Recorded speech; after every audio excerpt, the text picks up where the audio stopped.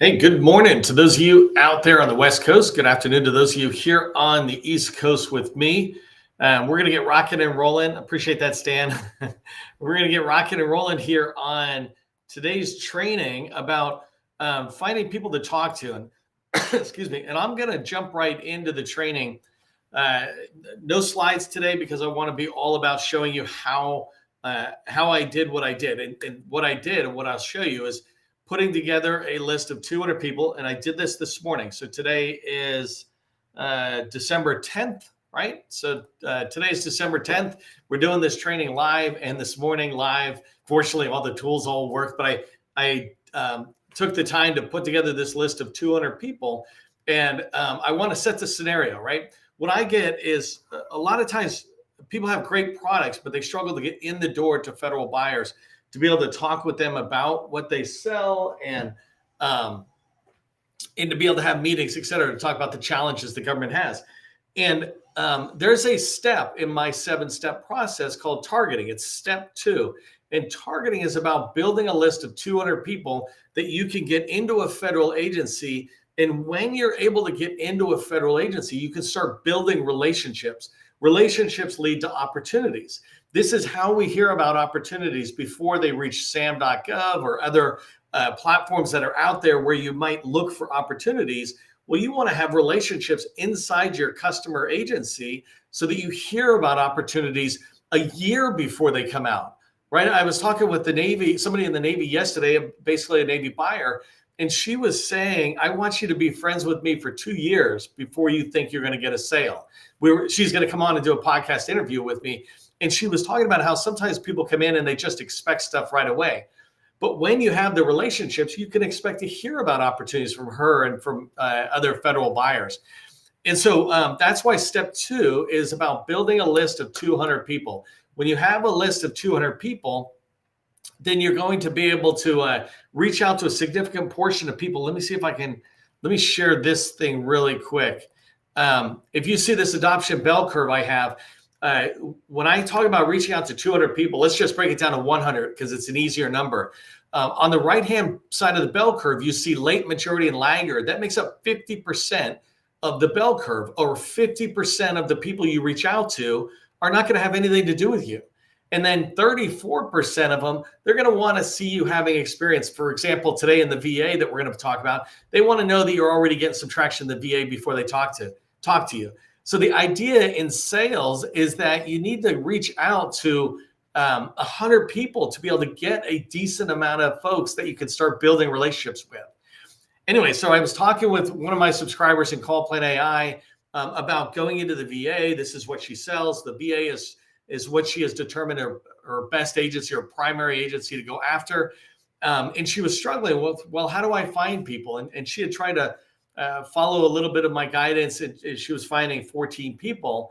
And I said, well, let me do a live training with you. I'll hand you back 200 people, and I will walk through this process of how I find 200 people out there. And that's what I'm going to do today. If you don't know who I am, my name is Neil McDonald. I'm the president of the GovCon Chamber of Commerce. I am founder of CallPlan AI, and I want to welcome you to my federal sales training, where I provide tips for success in the federal market.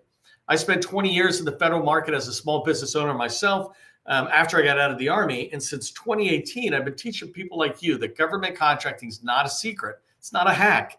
It's a process. And when you follow a process A to Z, you have repeatable, predictable results. This is what I want for you. I am not teaching you any secrets or hacks today. I might be giving you knowledge that you don't have. I might be helping you develop a skill you don't have. But these are not hacks, right? These are just skills and tactics of our process and how we move forward. It is not even my process alone. This is sales process. And I want to teach you how to do it, because when you know how to find a lot of people to get into an agency with, then you have more doors to get into. You can, like, I'm going to show you how you can have 200 doors. And literally, if I had spent the whole day building my list, I could have been at 1,000 people. And imagine after reaching out to 1,000 people, how I could find 5 or 10 or 20 of them who would be really good advocates for me getting inside the agency, et cetera. So, so I got a lot to show you. This is my first time trying to really go into the meat of it and show actual 200, more than 200 people I put together. Really quickly, targeting, when I say you want to build a target list, generally what I mean by this is you want that list to be some industry and some government people, because all of those people can give you insight or access into an agency. Today's training, I'm only going to show you the government because I just went well past 200 people just in the government alone on some of the approaches I did. But I'll do a whole separate training on how to find the right industry partners to overlap this. But the type of people you're looking for is acquisition related. So these are like contracting officers, program office related. These are the people who actually have the need for what you sell. And then small business professionals, these liaisons who help you navigate the agency, et cetera, within. And today I'm going to use the Department of Veterans Affairs. So all of those people are in the VA. For Annette, whose company I'm going to use as an example today, I would also tell her to be finding industry partners. But because of the size of her company, I would say forget about larges for the moment. Just go after smalls and try to build a list of 50 or 100 small businesses that combined with government will add up well past 200. Anyways, so those are the type of people I'm thinking about going in with as I start going forward. Let me set the scenario. I know that's a little ugly there. Where am I going? Here, I think. I want to start with Annette's company. Really quick, it's Aerapy, and they do UV disinfection technology. So this is me. This is her company, right? So this is just me saying what it is. But there's two main things that are in my head when I'm trying to teach you today's training. One thing that her company does is, what do they do? Is inside of HVAC units that sit on top of a building like a VA medical center. She has her own units that go in an HVAC unit that keeps it clean. That way, the VA doesn't have to have people coming in cleaning it 2, 3, 4 times a year, which costs a lot of money. And so that's one thing. And the second thing she does, which is really what got me onto her company and the idea about it, is they have like these UV lights type things. And I know I'm butchering the description, but basically they sit in the ceiling or on the ceiling and they keep the entire room clean, the air on down, instead of just like think about a disinfection wipe on a table or a little device that might be running on the floor, keeping it clean in a VA hospital, for example. Here, her devices keep that. And so I'm looking at that company saying, how can I find her 200 people within the VA that might fit? And there's a lot of different ways I go about this. But one of the first things I had to do was figure out what are her top keywords. And the interesting thing is her top keywords are not the VA's top keywords. And so this is a first lesson for you is you have to figure out what words align to what you're doing and what you're selling. So I'm in FPDS. This is the first place I went. By the way, I recognize that I'm going to go through this training pretty fast, but I want to show you what was possible and the tools I use. But later, I'll actually do separate trainings for each one of these. I might put them in Call Plan AI to test them out with folks over there to make sure they're really moving. But inside of FPDS, where basically all the contract awards are that the government lets, I came over here and I said, hey, I'm looking at the VA. So show me department full name is Veterans Affairs. The date last signed is the last 2 fiscal years. I'm thinking if I look in the last 2 fiscal years, I'm basically seeing what's active still out there. And then the last thing I wanted to look at is description of requirements. That's one of my favorite fields because that's the best keyword field inside of FPDS. And that is using a keyword like here, I got UV disinfection. So you can see, I went to the VA, I used her best keyword, UV disinfection, and only 9 opportunities came up in the VA, or 9 awards. I'm like, all right, that's not good. I need to build a list of 200 names. But that's where it starts, right? And then what I did is I just started replicating this search. So then I said, let me do the exact same search, but this time, let me do mold remediation. And the reason is because her disinfection units, one of the things it attacks is mold, right? It's one thing to clean mold, but if it just grows back, that's a continuous problem, recurring problem that the VA has. Well, with her units, they can get rid of it. So instead of me searching for what her product is, UV disinfection, I search for what it solves, mold remediation. because if I can find buyers, federal buyers who are, paying for mold remediation within their VA medical centers, then that might be a good fit, right? Hopefully that makes sense. And I would tell her, tell me 10 other problems that your product solves. This is a really important thing about sales, and I did a whole training about this on Monday, 2 days ago, that you need to sell the problem, never the solution. You never go in and talk about UV disinfection. You go in talking about, man, mold sucks, right? Or more importantly, you have to get people to admit that they got mold problems. Well, in this case, they're paying for mold services of some sort, remediation, meaning getting rid of the mold. So that was good. And then I followed this process again. In this particular case, I said, just show me mold. I don't want to see just mold remediation, but what if it's just mold? That's all I need to see. And I don't need to overly work on this. Keep in mind, I am not trying to find a perfect person who is going to award me a contract. What I'm trying to do is to get into the VA. I'm trying to find potential people I can build potential relationships with that I can learn from. And maybe I'll work with them because their program office is doing what I need, or maybe I'll move on to something else. But these people, these are your initial entry points into an agency. They are not the ultimate buyer, right? So you're trying to find all sorts of people. That's why I say find industry partners. Maybe you could team up with them and get in the door. Okay, so I looked at UV disinfection, mold remediation, mold. You see this pattern I'm going. I said they do HVACs.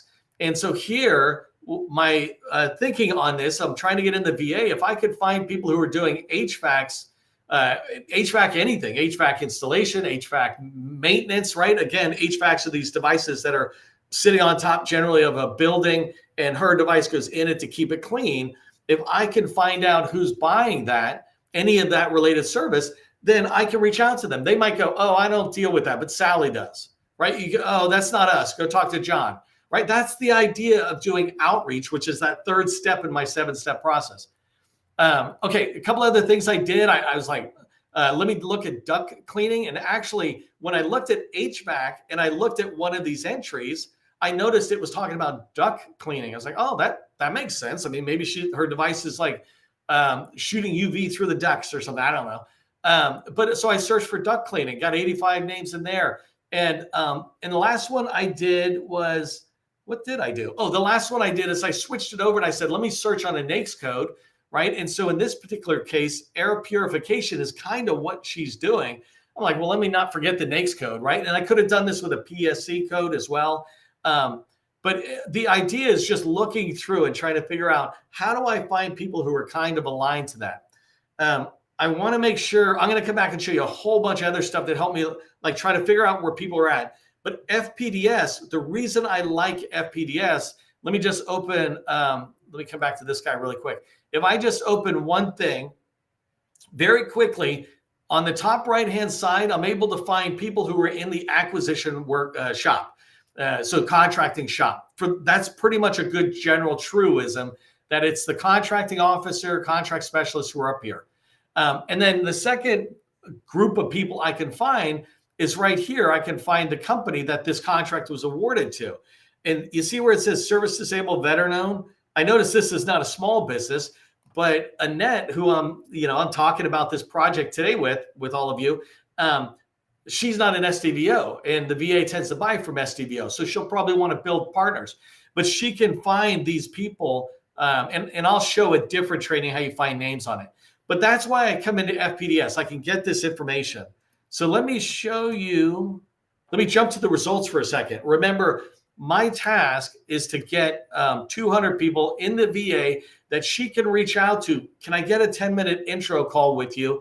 In fact, we had a basic email template that we shared with her that really it just says, hey, we've been supporting the federal government for the last couple of years. Love to introduce ourselves to you. We're talking about supporting your office, your agency, right? That kind of first line.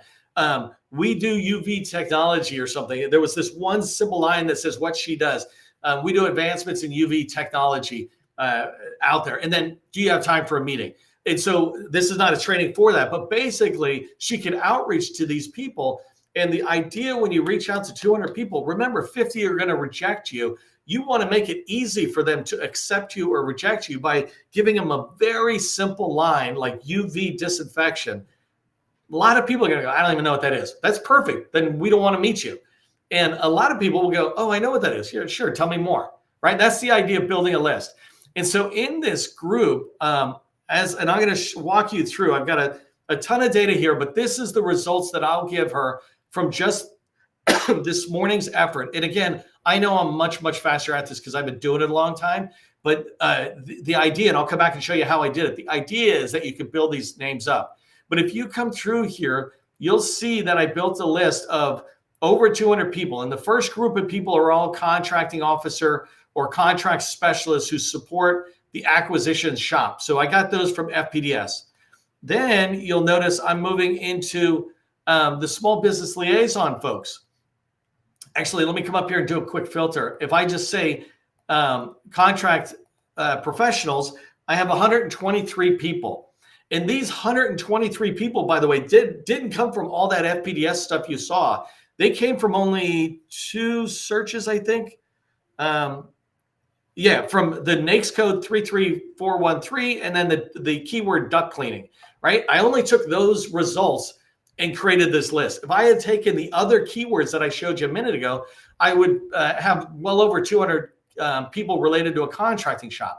So anyways, these are contracting professionals. And you see there's a whole bunch of them, 123 of them that are in there. That's a great start for me to be reaching out and to try to introduce myself, to figure out where they guide me. Every single person you talk to, if they give you a yes, a no response, or a convoluted information or clear information, all of that helps you in your sales life cycle as you move forward.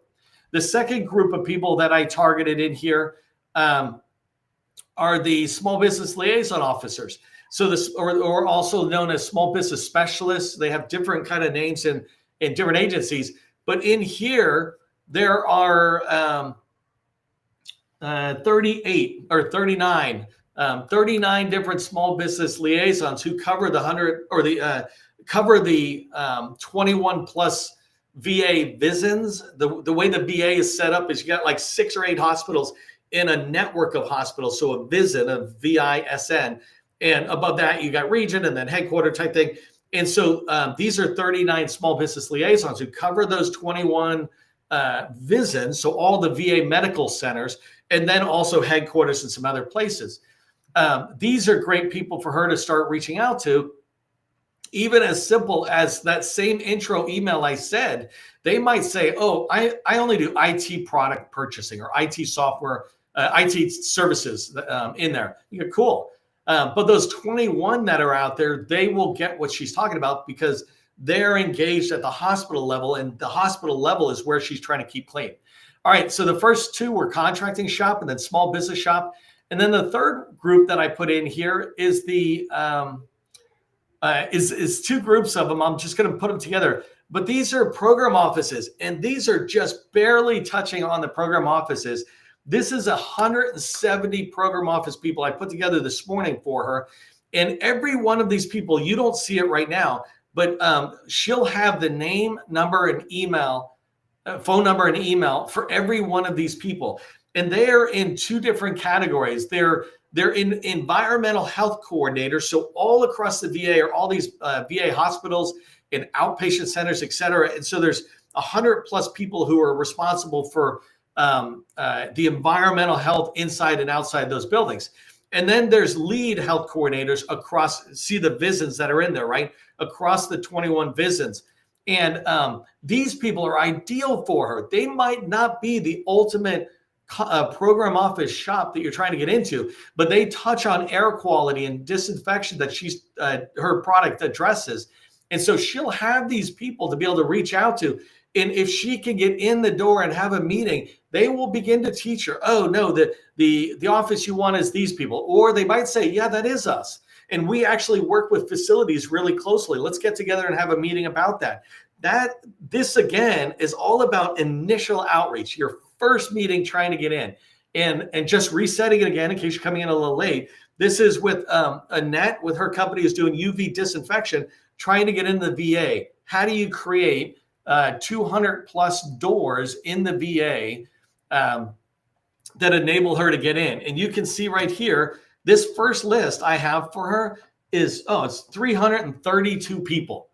I built that this morning, right? 332 people only in the government and the VA, all of them related to what she does, kinda, right? She'll find out more later on how well they're related. But these are ideal people. I would reach out to them. And when you reach out to 300 people, is what I just put, not 200. When you reach out to 300, you're going to get 25 or 30 people minimum who are going to say, yes, let's have a meeting.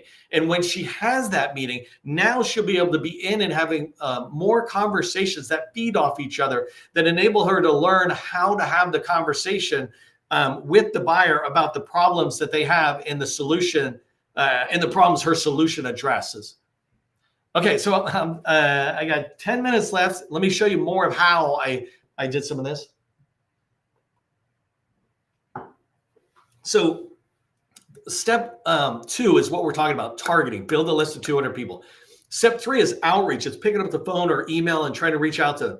I'm telling Annette, hey, you reach out to them one at a time. Before step 1 and 2 and 3 is 1. 1 is research. Research is how you begin to figure out, where do I go, right? You can go to FPDS like I did, but there's so many other places to go. If I come back here, the VA has these functional organizational manuals, which I love and almost nobody reads. There are almost 1,000 pages of, hey, you want to know about us? Here's us kind of thing. It is phenomenal information. People don't like to read. If you can read, like if you take the time and make the time to read over the course of weeks, then you will begin to understand the VA better than they understand themselves. You'll understand the organizational structure, the responsibilities. That's what I did when I came in here. I started searching on things like, let me see what word I searched on last. So logistics. So what I was thinking to myself as I was looking at this is that I know the VA to a degree, and I know inside of hospitals, you got facility or engineering or logistic type people who run the hospitals, the make sure the day-to-day hospital is running, right? Not the medical side of it, but the hospital itself. And so these people are in there. Well, there's a support section. I'm able to look at the org chart. And when I came down, I was like, oh, kind of environmental and environmental support, healthcare engineering. And then as I came down, I'm looking more, I'm like, oh, Office of Occupational Safety and Health. I mean, that sounds exactly like what she's doing, because Annette's UV disinfection technology, these products they have, are designed to keep rooms clean from the air down to the tables, down to the floor, right? So you don't have to wipe things down. This UV light or whatever is cleaning it all the time. And this could be in hospital OR rooms or patient rooms, or it could just be in different meeting rooms, etc. It doesn't matter what it is, it's cleaning. And so I'm trying to think, well, who would care about that? And occupational safety and health, that really seems like something that fits in there, right? It's at the very least, in a hospital, they're so small that somebody who's doing this probably knows somebody else. And so I took that thread and I went over here and I started searching. Let me see what I started. So I started searching a lot of these things. I'm like trying to dig in. Let me go to occupational health though. Hold on one second. Where am I? So office administration, I might've come down in here. So here I'm looking at, I think I got to these websites, and I'm not going to show you exactly. What I was doing was going into the websites, and from the websites, I kept getting pulled to more stuff. And I got pulled to this document, right? And this is called going down a rabbit hole. Sometimes that's bad, right? You're wasting time. But when you're doing something like this, it's very good. Research, trying to get in the VA, trying to figure out who the right people are. So I found this idea of industrial hygiene program exposure, blah, blah, blah. It's a document. And as I started reading and going down, I started learning more about who's some of the, who's got responsibilities. That's a big one that when I start seeing it. So this responsibility early on, that's at the headquarter level. And then I start coming down, I'm looking at some of the titles. I'm like, okay, health for operations. And she should definitely go back and talk to the national people at some point. But when you talk early on to the local hospitals in the VA, as an example, you get some really true information, unfettered, unfiltered information down there. But as I start coming down, I'm like, okay, occupational health and safety office. And I start seeing what's in here and who some of these people are. And I'm looking down and seeing some of this guidance they have. Now I'm down at the network level. Remember, so my goal was to get her into the hospitals. Now I'm at the network level, which is the director of 6 or 8 hospitals. And as I'm coming down, I'm seeing what they're talking about. And I'm like, oh, they got a lead industrial hygienist. And when I read this, it talks about some of their responsibilities aligned with what we're trying to talk about. So I keep coming down a little bit and I see just more about it, right? As it's describing what their responsibility is. And now I'm coming out of the visit down into the VA hospitals. Anyways, those things led me to trying to go, well, where the heck are these people? How do I find them? And so then I came in and found this, right? I mean, I had to do research. It took a while, but a directory of the leads for the environmental health coordination. And so if I come down here, now I'm able to see, like I said, name, number, email for each one of these people. And these are all in the VISN level. So if I can talk to them, then maybe they're coordinating with 6 or 8 hospitals and I don't have to have 8 meetings. I could have 1, or maybe these ones will bring the other people in, et cetera. So I'll learn by going from one to the other. But then I said, I want more names. I need more than just these 21 names. I know it says 23, there's only 21. But so then I come in here and I'm like, all right, now I'm in heaven as a researcher looking for people's names to build my target list. Here is across the entire country, including Puerto Rico, right? I'm able to come in and find environmental health coordinators, and I can learn about what their roles and responsibilities are. So, you can take more time to look at that. But then I come in and I find these people, and I just start finding more and more people, names, numbers, emails in here for all of these people. Some of them have personal emails. Some of them are sending you to a generic email box, which is totally fine. But all of this starts helping me build that list. And this is how I pushed over 300 folks that were in there. I want to see if there's so these kind of directives, by the way, I love these in agencies. I can go into an agency and learn about an agency. I was talking to somebody, a federal buyer type person the other day, and I had asked them for a strategic plan. They went and asked their boss. And when they sent it to me, they're like, hey, thanks a lot for asking for it. I hadn't even seen it before. And so now I have it. Well, it's the same thing with a lot of these directives. People don't realize how rich they are with information about the agency you're trying to get into. So anyways, let me pause there. Let me come back to my screen. Let me pause there because I know I shared a lot in here. And the idea, what I want you to understand is that if you want to get in and hear about opportunities before they hit SAM.gov, even before they come as a RFI or sources notice, then you need to have relationships with the agencies and the buying offices that you want to sell to. And the way you do that is to research them. Step 1, understand that agency. Once you understand that agency, begin to build a target list around the organizational offices within that agency that align to what you sell. Build a list of 200 people and start reaching out to them. And that's outreach, right? Step 3 for me is outreach, where you're doing initial emails and voicemails out to them and calling them. You're trying to set up that first meeting, and outreach is about the first 2 or 3 meetings that lead to step 4, which is a relationship. Once you build relationships, you will hear about more opportunities. They'll just come in because you are kind of in the room now instead of out of the room. You can kind of think of this like an incumbent. If an incumbent, if it's you and an incumbent has a contract with like VA, let's say, and you don't. Well, you're on the outside of the wire is what we say, and you're only hearing stuff that somebody decides to throw something over the wall, right? But an incumbent is walking the hallways and having coffee with people. They have relationships that are being built because they have a contract. Well, you can get ahead of that without even having a contract by building the relationships and getting invited inside the wire by demonstrating you care about their problem, you want to talk about their problem, et cetera. But it begins with building that target list of 200 people. You saw how fast I built it. I built that again today, this morning, over 300 people. I did not know any of it to start. So right from the beginning, I was like going to Google. I was trying to figure this out. I was trying to figure out the right keywords. And it's not even my company, right? It's Annette's company that I'm trying to search. But building that target list is totally possible as long as you commit to yourself to find those 3 types of people. Contracting professionals, acquisition professionals, the small business professionals and the program office professionals. And feel free to reach out to some of them and say, hey, how do I learn who the program office is? They will help you build that list as you go along. Okay, I know that was a lot in there. I did really quickly want to say thank you to our sponsor for these lives, Voltron. They help you write winning federal proposals with their purpose-built AI. And this is exciting because it really helps you write so much better proposals, what I call winning proposals, in very short amount of time. They're able to help you write proposals in minutes instead of weeks. It enables you to spend less time on that initial draft and more time on building those relationships like we just talked about. If you haven't done so already, make sure you register for next week's networking on the 17th. You can find it here on LinkedIn on my profile. If you got value from today's training, do me a favor, repost it out on LinkedIn. Let other people know about it. All right, government contracting, remember that it's not a secret. It's just a process. Part of the process is ending on time. I'm out of time. I will see you next time.